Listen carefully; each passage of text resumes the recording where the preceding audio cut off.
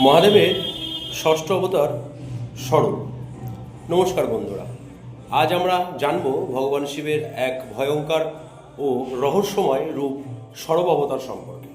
পুরাণ অনুযায়ী যখন ভগবান বিষ্ণুর নরসিংহ অবতার অসুর হিরণ্যকশ্যপকে বধ করেন, তখন তার ক্রোধে এতটাই ভয়ঙ্কর হয়ে ওঠে যে পুরো সৃষ্টি জগৎ বিপদে মুখে পড়ে।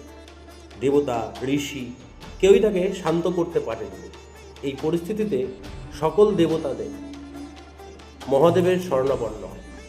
তখন ভগবান শিব ধারণ করেন তার ষষ্ঠ অবতার স্বরূপ। এই রূপটি ছিল অত্যন্ত ভয়ঙ্কর ও শক্তিশালী। সিংহের মতো মুখ, পাখির মতো ডানা এবং 8টি পা বিশিষ্ট এক বিশাল দেহ। স্বরূপ অবতার মহাদেবের নরসিংহের সামনে উপস্থিত হন এবং ধীরে ধীরে তার ভয়ঙ্কর ক্রোধকে নিয়ন্ত্রণ আনেন।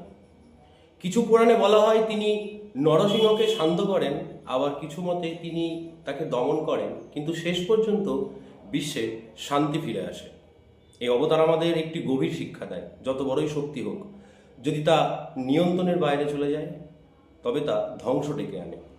তাই শক্তি পাশাপাশি সংযম ও নিয়ন্ত্রণ অত্যন্ত গুরুত্বপূর্ণ। মহাদেবের এই অবতারটি নিয়ন্ত্রণ, শক্তি ও ভারসাম্যের প্রতীক। সবাই মিলে একবার বলতেই পারেন, হর হর মহাদেব।